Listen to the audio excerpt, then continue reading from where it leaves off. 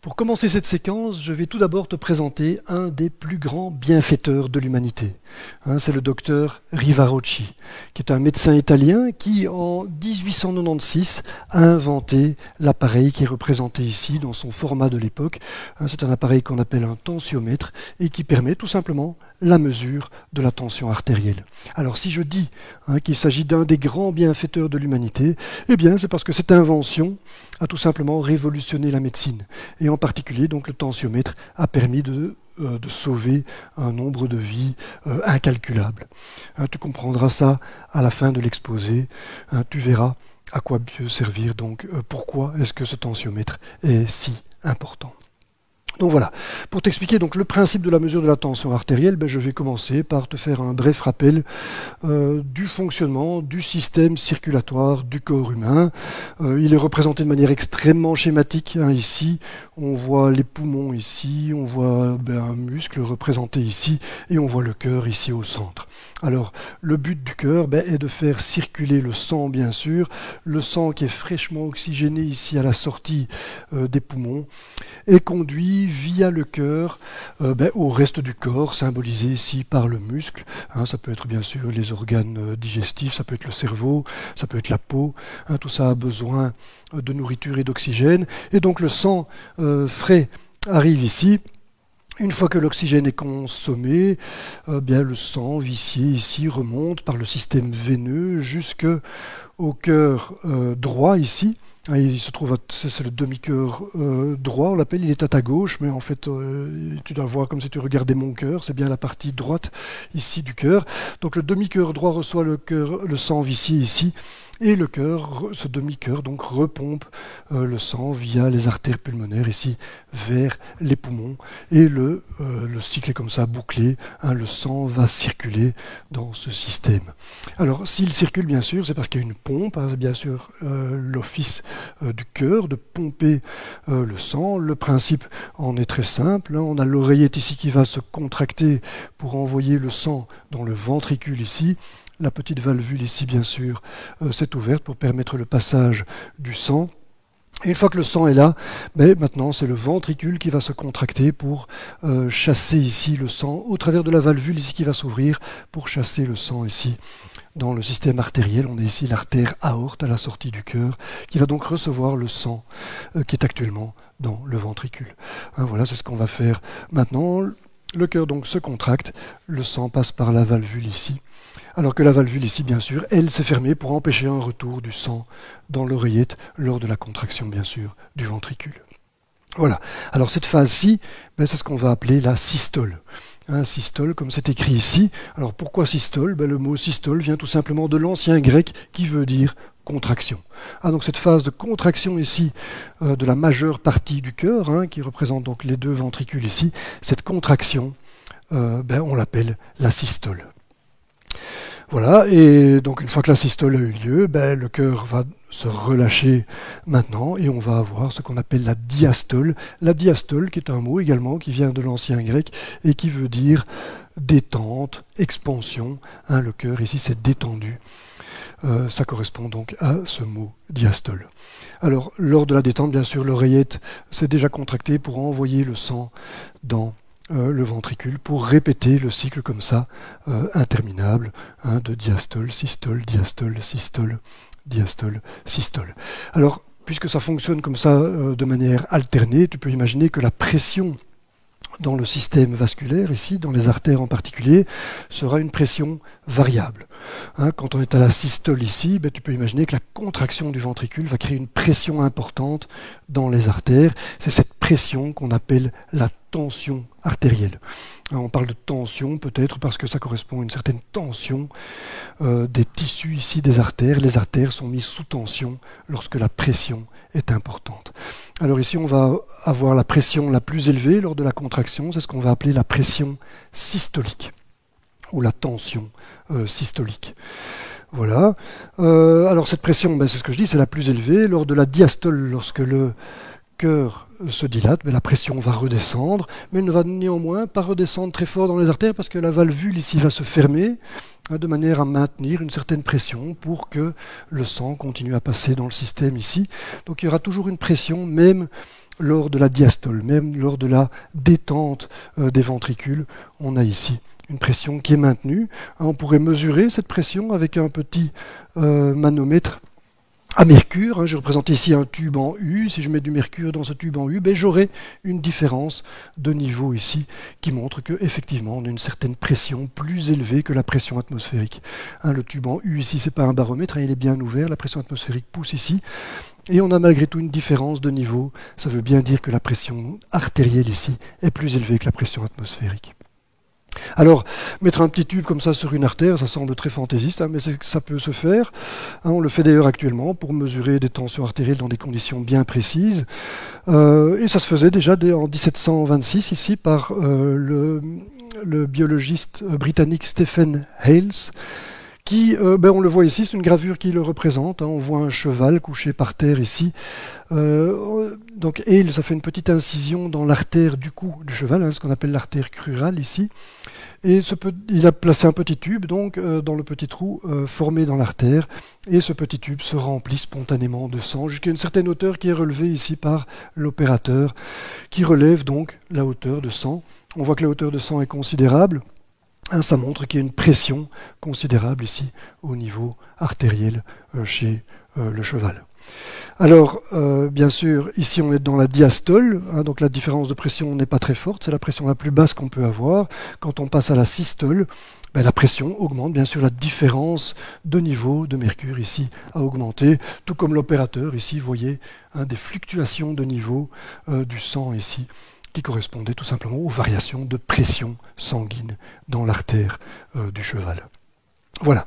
Alors, pour la diastole, il se fait que chez un être humain en bonne santé, on arrive à une hauteur de mercure qui est de l'ordre de 6-7 cm. J'ai choisi 7 cm ici pour donner un exemple. Voilà, donc c'est la pression, ça correspond à la pression minimale. Donc la pression des artères correspond à une hauteur de mercure de 7 cm. Alors, 7 cm, c'est déjà pas mal en réalité. Ça correspond à peu près à un dixième d'atmosphère. Rappelle-toi, dans un baromètre, on équilibre la pression atmosphérique avec une hauteur de mercure. La hauteur de mercure est de 76 cm. 76 cm de mercure, c'est pas une hauteur très importante, représente toute la pression atmosphérique. Or, la pression atmosphérique, c'est une pression vachement importante.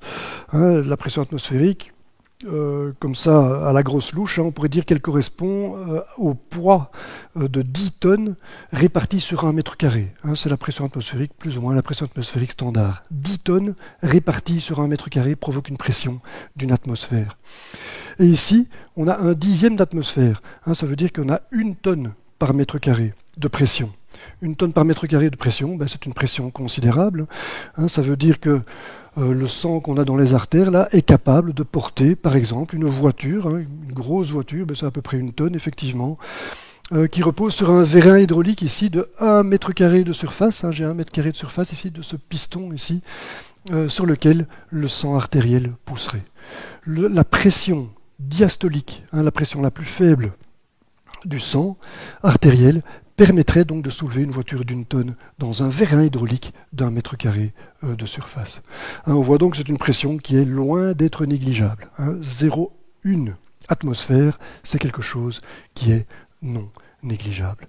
Et bien sûr, la pression systolique, elle, sera forcément encore plus élevée. On peut montrer qu'on passe à peu près à 13 cm. De nouveau, pour un être humain en bonne santé, 13 cm sera un nombre qui sera souvent rencontré. Alors 13, on voit que ça a encore été multiplié par un certain facteur. On arrive à peu près à 0,17 atmosphères cette fois-ci. Ça veut dire que la pression sanguine maintenant permettrait non pas de sauver une voiture, mais toute une camionnette d'1 tonne 7. Déposée donc sur ce vérin d'1 mètre carré ici de surface pour son piston.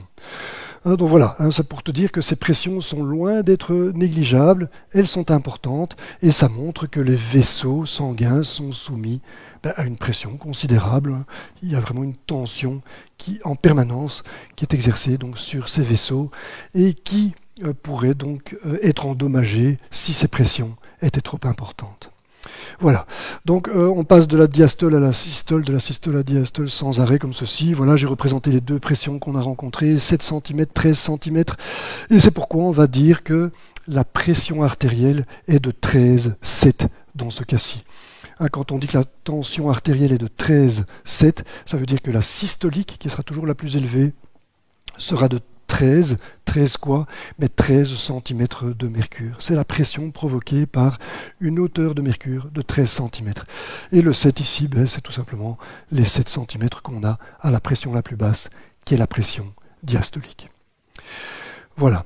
Alors, on peut passer maintenant à la mesure de la tension artérielle. Comment est-ce qu'on fait pour mesurer cette tension autrement qu'en mettant un petit tube directement en contact avec les artères? Eh bien, on va recourir justement à l'invention du docteur Rivarocci, qui en 1896 a donc proposé le système suivant, qui est en fait l'utilisation, le système donc est basé sur l'utilisation d'un brassard, un brassard qui est muni d'une chambre à air, tout à fait comparable à celle d'un vélo. Rivarocci a d'ailleurs utilisé au tout début des chambres à air de vélo pour réaliser son dispositif. Donc on a une chambre à air ici qui est enfermée dans un tissu qui n'est pas élastique. On a une enveloppe de tissu ici qui enferme cette chambre à air. La chambre à air peut être gonflée grâce à une petite pompe à main, une petite poire en caoutchouc ici qu'on peut compresser donc, et relâcher pour remplir donc, en air le brassard. Voilà, donc on peut comme ça bien sûr augmenter la pression. Et si le brassard est bien dimensionné, c'est-à-dire s'il est suffisamment large et s'il est utilisé avec un volume d'air bien inférieur à son volume maximum, c'est-à-dire que l'enveloppe ici du brassard n'est pas tendue, eh bien on peut montrer que quand on gonfle le brassard dans ces conditions, voilà qui est fait ici, la pression à l'intérieur du bras ici, dans les tissus du bras, la pression est égale à la pression qui se trouve à l'intérieur du brassard. Donc pour ça, il faut que le brassard soit suffisamment large et soit utilisé donc loin de son gonflement maximum, tout simplement. Et donc voilà, ici, comme tu vois, le gonflement provoque un écrasement complet de l'artère. Ça veut tout simplement dire que la pression à laquelle j'ai gonflé le brassard est supérieure à la pression maximale qu'il y a dans les artères, c'est-à-dire qu'elle est supérieure à la pression systolique. P est supérieur à la pression systolique. À ce moment-là, l'artère est complètement écrasée, le sang ne passe plus, et on ne sent plus le pouls du patient. Voilà, alors si on diminue la pression, maintenant si je descends sous la pression systolique, maintenant à chaque battement cardiaque, à chaque fois que la pression systolique se présente ici dans l'artère, à chaque contraction des ventricules, eh bien, je vais avoir forcément une pression qui sera plus élevée que la pression du brassard, c'est-à-dire la pression du bras ici, et l'artère va s'ouvrir. C'est ce qu'on va voir ici. On va retrouver ici un flux sanguin intermittent qui va permettre de retrouver le pouls du patient. Et c'est comme ça qu'utilisait donc Rivarocci son tensiomètre au tout début. C'est comme ça qu'on l'utilisait. On l'utilisait tout simplement en détectant le pouls du patient ici, à l'artère ici qu'on trouve près du poignet. Voilà. Quand le pouls apparaît, ça veut dire qu'on est passé en dessous de la pression systolique. Et donc l'idée de commencer à gonfler le brassard à une pression supérieure à la pression systolique, de manière à ce qu'on ne mesure pas le pouls, on diminue légèrement la pression en jouant sur le petit robinet ici qui permet de libérer de l'air se trouvant dans la chambre à air ici, de manière à descendre progressivement d'une pression supérieure à la pression systolique à une pression inférieure à la pression systolique. Et c'est ce qu'on va faire maintenant. On ouvre le petit robinet qui se trouve là, ou qui se trouve ici. On va libérer donc l'artère cette fois-ci, puisque la pression devient inférieure à la pression systolique. On va ressentir le pouls. Et au moment de cette transition, l'absence de pouls qui va faire qui va laisser la place ensuite au passage du sang, c'est-à-dire à la présence du pouls, eh bien cette transition va se faire à une certaine pression qui sera forcément la pression systolique. Sur le système de Rivarocci ici, on mesurait la pression grâce à une colonne de mercure dans un petit manomètre à mercure. Actuellement, ça se fait plutôt avec un petit manomètre mécanique ici, tout simplement, qui permet de voir donc à quelle pression le pouls réapparaît. Donc ceci est une technique qui permet uniquement la mesure de la pression systolique. C'est donc l'appareil de Rocci. Mais il y a moyen de faire beaucoup mieux. Il y a moyen de faire beaucoup mieux que ça. Si par exemple, plutôt que de palper le pouls du patient, on vient mettre un stéthoscope ici, juste sur la sortie, je dirais, de l'artère ici, à l'endroit où elle s'ouvre de manière intermittente comme ceci. Puisque quand la pression est inférieure à la pression systolique, mais encore supérieure à la pression diastolique, l'artère ici s'ouvre et se ferme à chaque fois. Et ça provoque chaque fois un redémarrage du flux sanguin. Il y a chaque fois des turbulences hydrodynamiques ici, comme on pourrait dire, pour utiliser un terme scientifique. On a des turbulences ici qui font un bruit caractéristique. Et ce bruit peut être facilement repéré à l'aide d'un stéthoscope. Et donc voilà, ceci permet de faire plus que la mesure de la pression systolique parce que ce battement ici, cette ouverture-fermeture, va durer tant que la pression est supérieure à la pression diastolique. Effectivement, la pression diastolique, c'est la pression minimale. Si la pression dans le brassard est supérieure à cette pression minimale du sang, ça veut dire qu'à chaque fois, il y a un moment au moins du cycle cardiaque pendant lequel l'artère sera complètement fermée. Et donc on aura toujours cette fermeture-ouverture qui va créer un bruit caractéristique qui va s'entendre au stéthoscope. Et ça veut dire que maintenant, si on descend une pression inférieure à la pression diastolique, à ce moment-là, la pression du brassard n'est plus suffisante que pour fermer l'artère. La pression diastolique est suffisante pour maintenir l'artère continuellement ouverte, c'est évident. On va arriver à cette situation-ci où on n'entendra plus de bruit, bien sûr. Ici, l'écoulement n'est plus turbulent, il est ce qu'on appelle laminaire, il ne fait plus aucun bruit. Disparition du bruit. La transition, de nouveau, a permis. La transition entre présence de bruit et absence de bruit permet. La transition se fait à la pression diastolique et donc on peut relever la pression diastolique. Il suffit de regarder le manomètre ici lorsque le bruit a disparu. Voilà, c'est le principe de mesure de la tension artérielle avec la pression diastolique et la pression systolique. C'est ce qui a été proposé donc par Nikolai Korotkov en 1905.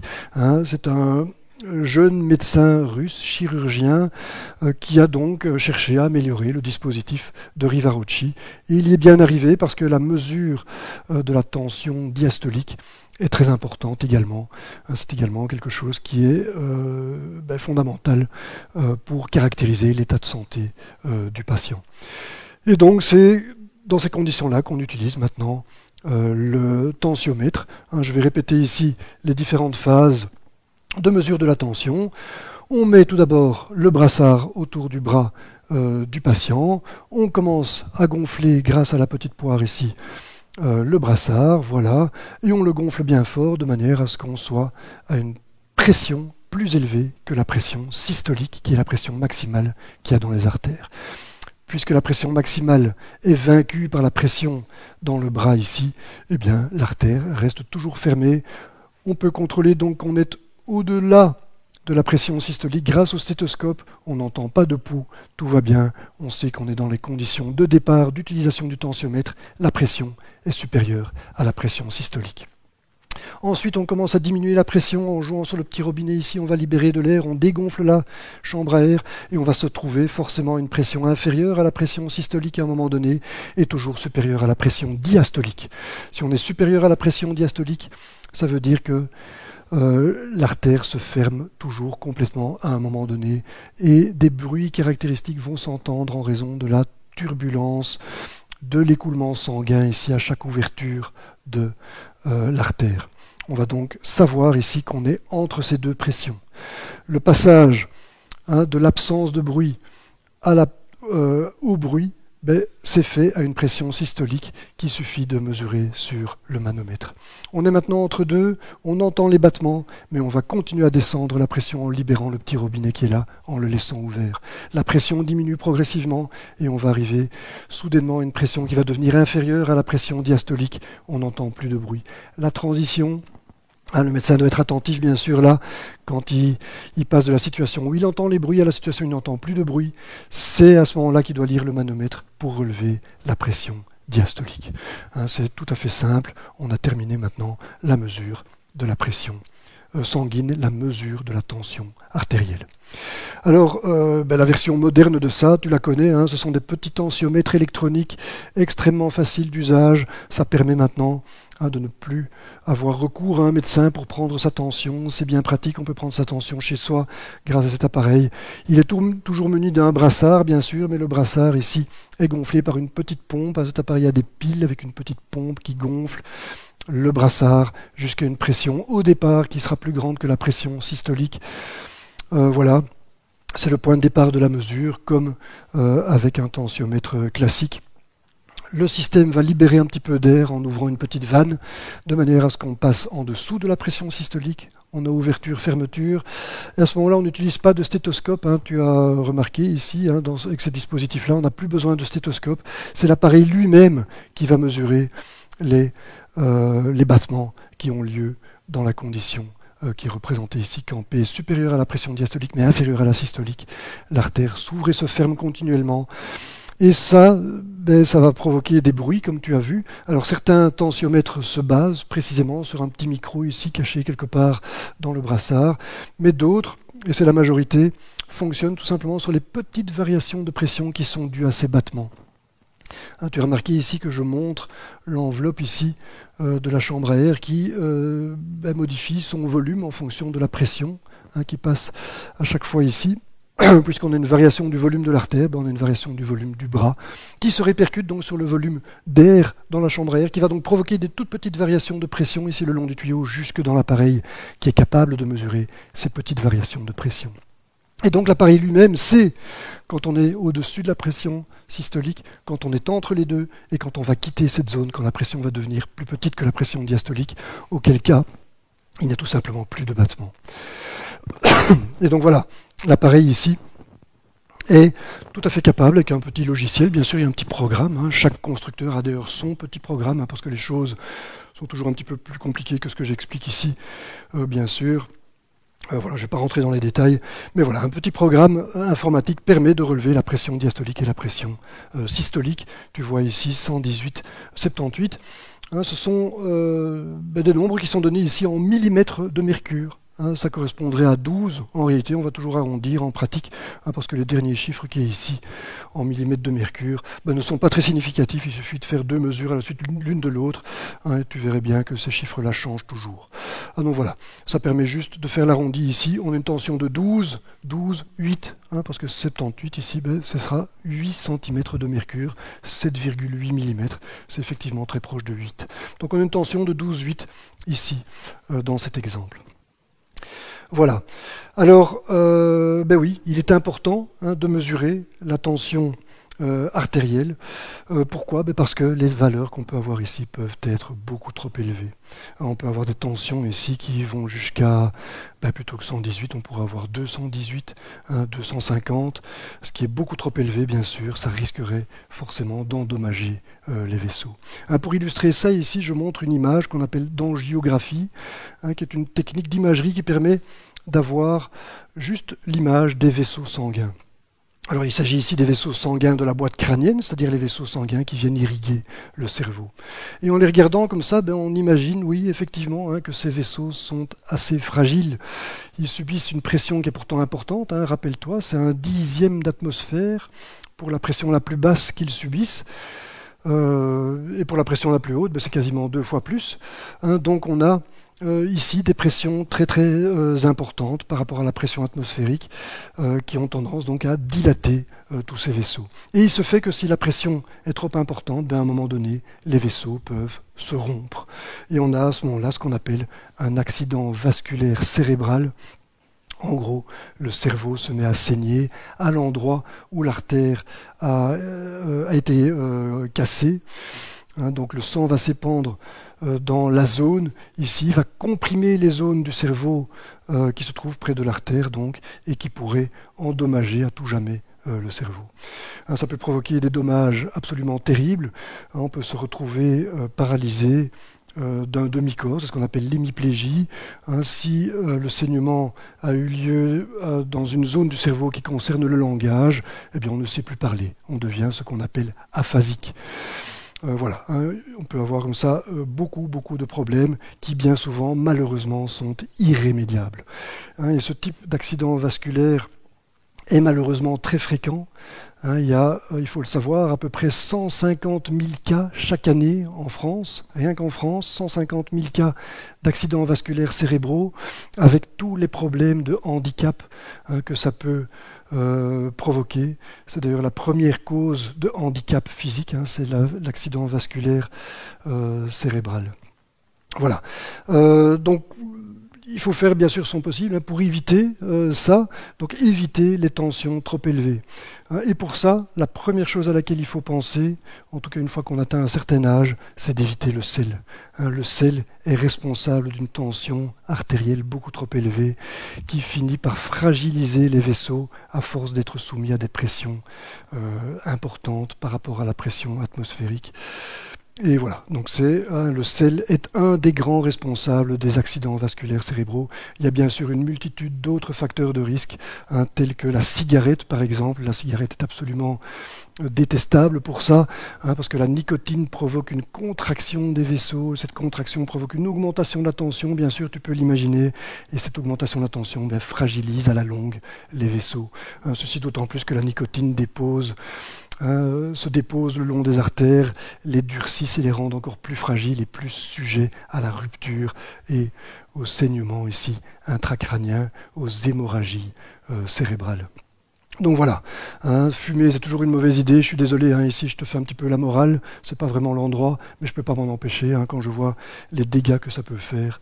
Voilà, fumer n'est pas une bonne idée, je te conseille vraiment d'arrêter si tu fumes actuellement. Voilà, plutôt que fumer d'ailleurs, je te conseille plutôt de faire du sport parce qu'on montre que le sport est un excellent régulateur de tension artérielle. Hein, si tu fais souvent du sport, si tu te mets souvent en mouvement, ta tension artérielle spontanément va descendre et évitera ce désastre que représente l'accident vasculaire cérébral. Voilà, donc d'où l'importance de la mesure de la tension artérielle, c'est pour éviter ce genre d'accident, il est très important de la contrôler. Et c'est pour ça que je disais que le docteur Riva-Rocci est un grand sauveur de l'humanité, parce que grâce à son invention, on peut contrôler en permanence, virtuellement, la tension artérielle de tout le monde. Et on peut éviter comme ça d'avoir donc des tensions trop élevées qui conduisent à ce genre d'accident. Voilà, merci pour ton attention et à très bientôt.